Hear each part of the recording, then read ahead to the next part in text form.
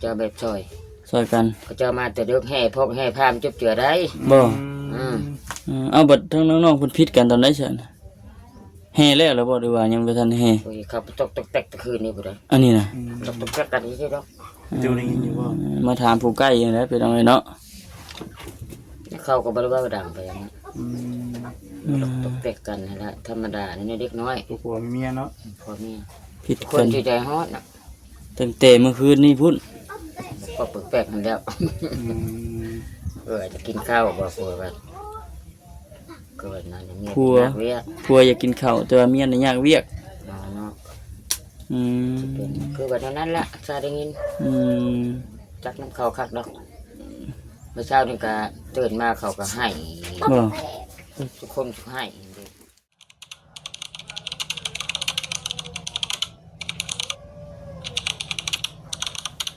นี่ก็ยังมี10 โลนี่10 โลแล้วมันหลายคนเนาะหลายคนกินได้มาเห็นกันเป็นที่มีแต่สร้างวันนี้เรื่องทางเรื่องของทางไม่ดูได้อย่างเมื่อไรเป็นดำเนินการจักเพิ่นว่ามื้ออื่นมื้อนี้สร้างเนี่ยมาเรียงมาผู้เดียวมื้อนี้มาแล้วบ่ได้เฮ็ดมื้ออื่นสร้างมาแล้วเพิ่นสิมาขึ้นมาเสียงเพิ่นว่านะดำเนินการเนาะโดยได้ยินเพิ่นว่านั้นเพิ่นบอกนั้นโอ้ยง่ายถ้าทั้งงานสร้างเพิ่นสะดวกมื้อใดก็แม่นบ่มื้อนี้บุกมื้อนั้นบุญในบ้านเขาเจ้ามื้อนี้บุญยังน่ะบ่ฮู้บ่รีแล้วบอกโทรมาแล้วเพิ่นย่างบุญบ่ได้มามื้ออื่นเหมือนบุญไผเฮากายมาดิจักบ่บุญลงไฟจักเด้แค่เข้มโขงผู้ใดโอ้อยู่พุ่นเข้มโขงได้บ่อนเขาอยู่นั่นบ้านใหม่สิได้มันตะโอยเตอันนี้ตะโอยเอวบ่จังหวะเด้อทั้งลูกบ่จักเคยไปเนาะแม่นค่อยฮู้แต่แถวท่าชนกชโนมาฮอดนี้ผมบอกเมืองนี่เพิ่นยามมาพี่แล้วชวนมาทางนี้เนาะชวนมาพี่แล้วบ่อนเขาเจออยู่ซากนั่นก็เจ้าบ่ทันเห็นเนาะยังบ่เคยเห็นจักเทื่อเท่าแล้วจักคน2 คนเลย3คนบ่เวียงบ่แบบว่าตู้นั้นก็แบบว่าพวกที่เพิ่นช่วยเหลือนะเย็นเลยช่วยเหลือเขาก็เป็นช่างเลยเอาเขามาเฮ็ดเลยนะแต่มันก็แม่นแบบนั้นดอกเนี่ยบ่ช่างได้เท่าเลยคนนึงก็60ปลายแล้วจะใส่แว่นตลอดเลยบ่ผู้นุ่มนั้นเมียเราเสียเท่าสร้างตัวนุ่มเนี่ยเมียเสีย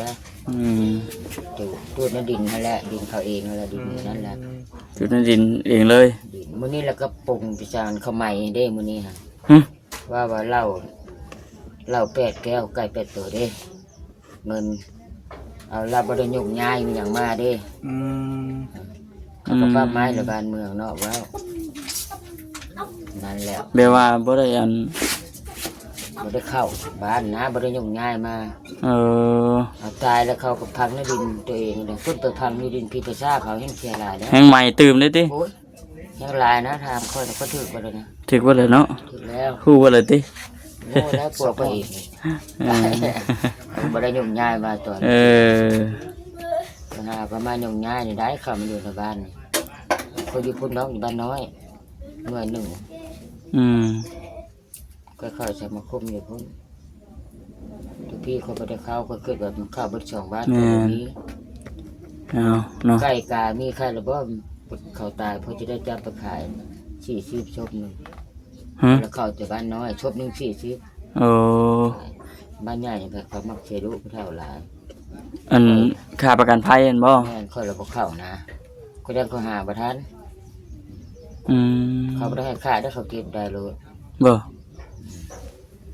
บ่แม่นว่าเขาสิคืออยู่บ้านใช้เอาเงินกองทุนออกบ่ได้ตายแล้วเท่าใดล้านเท่าใดโกด7 ไปล้าน10 ไปล้านโมโหเลยอันนี้เขาเก็บแต่ละเฮือนเนาะเฮือนบ่ได้ก็บ่ได้เอาก็ขึ้นมาอยู่ในหมู่ใหม่ก็มึงเก็บสมาคมสิบ่มี40แล้วขึ้นค่าแล้วก็เลยย่าเข้าแต่บ้านน้อยนะคือว่า 20,000 หั้นคะแนนเฮือน1 20,000 บาทน้อยบ่ได้หลายโอเคนั่นแหละตัวนี้ก็บ่ได้มีเราแวะเข้ามาถามไทยเบิ่งนะผู้อยู่ใกล้อยู่ทัด ถามไทยเบิ่งเป็นจังไดนะเพราะว่าเห็นในคลิปก็บ่ซ้ำมันเฮาถามอยู่ผู้อยู่ใกล้เนาะผู้อยู่ใกล้เพิ่นว่าเบิ่งเพิ่นนี่ลูกมันก็มาแข่งกันซื่อๆนะ แต่ว่าบ่ฮู้ว่าเพิ่นสิแต่ว่าบ่ฮู้ว่าเพิ่นสิอันกักบ่มื้อนี้หรือว่าใดๆผัวน้องเต บ่ไปนะเชื่อ บ่ไปบ่นอนอยู่ในห้องยังบ่ทันออกมาอยู่ เมียอ่อยใจมันยังแล้วมันก็ดูแล้วเด็กน้อย เจ้าคือการเอาอันนี้โอ้ยเอาและสับดา หากใครแต่ว่าก็เจ้าบ่ได้ลงไม้ลงมือบ่ เขาบ่คือตีกันนะ ใครอยู่ซะเนาะ แต่มันมักหยอกแล้วมันหยอกจักทุนน่ะล้มตัวมัน บ่ นิสัยมันนั่นน่ะตับเบิ่ง ห้าม บนลูกเล็กน้อยมันก็ใหญ่จะกระโตดิซื่อมันฮู้ได้ภาษาได้มันว่ารู้ว่าฮู้จักความว่าเข้าใจนะซ้ำคนมีระดับซ้ำคนมีแล้วก็บ่มักชนะใครนะเพิ่นได้บอกมาบ่ได้กุมหน้าว่ามีลูกเอ้ยตัวบ่มีใจหยังก็เว้าตัวมักแนวใดนิสัยลูกเมียตัวก็ให้ปักใจเดียวลูกเอ้ยพ่อแม่มันอยู่คนนอนมารับแล้วพ่อแม่มันเล็กน้อยเนาะโอ้ยจักละพุ่งข้อยก็ได้ตนด้วยแต่มีตนคือกันตนเมื่อสองก็นับถือเขาชำลูกชำเต้าอยู่เป็นเขาสิทางค่อยเป็นคนแบบโบเว้าดังโบได้ค่อยปากค่อยเว้าเนาะค่อยแบบมักค่อยเว้าเอาเนาะมีแต่วันชาติเลยตัวเอ้ยมาหน้ามาอะไรมาเยี่ยมใหม่แม่นโชคดีเมื่อกันให้โชคให้ดีเด้อโชคมันเพิ่นน้องเพิ่นปวดขาเลยน้องเพิ่นเหยียดแต่ท่านFTก็ต้องเข้าใจนำเด้อพี่น้องนำใส่ประมาณไหนเนาะแม่เอาใครกันล่ะเด้อยากได้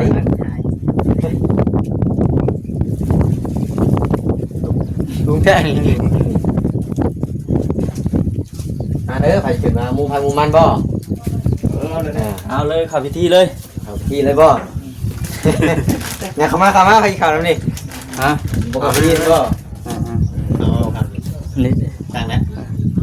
เอาได้บ่มันเนาะเอาเป็นจังได๋หลังจากที่มีการปรับเสียงกันภายในแล้วบ่วันนี้คุยกันเข้าใจกันแล้วคุยกันแล้วเพิ่นว่าจังได๋น่ะ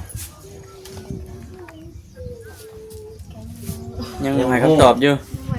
ยังไม่ได้คำตอบอีกดิมามื่นก่อนยังถามเพิ่นตัวนั้นแต่ว่าใจเย็นลงใหม่แล้วเนาะแม่นสรุปแล้วเพิ่นบ่ได้กลับติมื้อนี้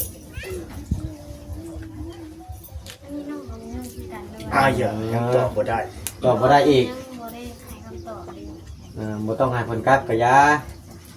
ขึ้นบ้านใหม่เนาะให้มันมีแต่สิ่งดีๆนี่แล้วขึ้นบ้านใหม่เพิ่นเล่นไปลาวมันก็บ่ค่อยงามปานใดให้แหละFC เพิ่นก็เป็นห่วงแล้วโอ้เพิ่นว่าเป็นหยังคือเป็นแบบนี้ก็บ่มีใครอยากให้มันเกิดบ่พี่น้องแต่ว่ามันก็เกิดขึ้นแล้วมีแต่ว่าเฮาก็ปรับปรุงเอาเนาะบ่เวียงโดยบ่แม่นว่าเฮาสิจำเติมบ่พี่น้องก็มีแต่ว่าให้ความคิดความเห็นชุมมาหลายคนเลยให้น้องเพิ่นสัญญาณยังมีเข้าใจกันนั่นแหละบ่คิดอะไรบ่ปิดยืนเช้านี่ก็พยายามห้ามได้พี่น้องเอ้ยแต่ก็ยังเว้าใส่กัน2คนกันเนาะต่างคนต่างอยากระบายใส่กันบ่หรือว่าจังไดเฮาก็ยังบ่ฮู้ห้ามมาอยู่ได้บ่เห็นเด้ช่วงมันนั้นมันบ่ว่าไปได้ไฟกำลังร้อนเนาะแม่เอาห้ามไปมันก็ไร้ประโยชน์ตอนน่ะพี่น้องเอ้ยเอาให้อาจารย์เพิ่นถามเลยเอ้านี่เอาไว้ใช้อาจารย์นี่แหละนี่การเล่า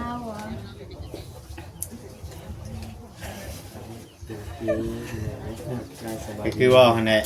ตัวกันใช่มั้ยเด้อว่างไปเลยพี่น้องเอ้ยสบายดีเด้อไทยเล่นไทยหัวนางหัวกับมันน้องเพิ่นพี่น้องเนาะก็เพราะว่า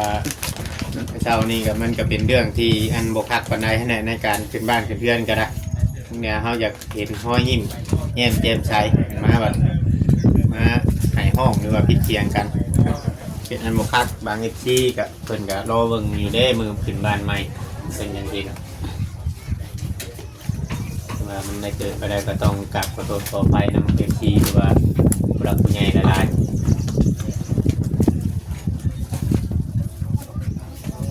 เจ้าน่ะกินนะบ่ข้าวนะนะบ่ได้กินข้าวเลยเอาแล้ว เปิดปาน ทางน้องเตก็ยังบ่ได้กินข้าวเลยจังน้อยกินหากินนะน้องเตเอ้ย เนาะ เป็นกระเพาะได้ พอต้องการเบ่ชองแห้งหน่อยติ แห้งแล้วอีกเจ้า อ่า เห็นพอไปสองคนน่ะพอแห้งอีกทางนั้นเป็นเฮ็ดหยังกันแต่ทางนั้น เป็นจะได้ที่ว่าบ่กินข้าวกินนะครับผัวบ่กินแล้วบ่กินบ่ เดี๋ยวอื่นเนี่ย ปัญหานี่คือเพิ่นอันอยากกินข้าวนี่บอกกันผิดกันนะ เฮาบ่ เอาแล้วมันจะมาทำแบบนี้ เพราะไปว่า ผ่านไปแล้วบ่แม่น จะผิดกันนะ ผ่านไปแล้วปลาน้อยปลาใหญ่ก็ผ่านไปแล้วนี่มากลับมาอยู่ เอาผ่านกับเอาเดี๋ยวพอเบ็ดจัดการเท่านี้ อะไรแก30กับ70หมกเปล่า30 ไว้นอนหลับหมด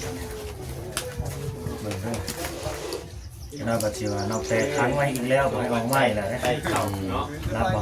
โอ้ยโดยสบายดีดีใจ ถามบ่ได้บ่ว่าเศร้าบ่จิต โดยดีใจนะชื่อข่าว เพิ่นก็ซื้อยามาให้กิน เอามาเป็นปัวไล่พ่อประตูก่อน กินยาแล้วมันก็สิเศร้าเลยเนาะ ไอ้นี่เนาะคือปลา เราเป็นกับ ตัวนี้โดนเดี่ยวนะก็ยังไม่ได้ถามน้องบ่ได้ นี่จะจบกดทำกันก็ได้เนาะให้แท้กันทีมงานเพิ่นถามไทยกันอีก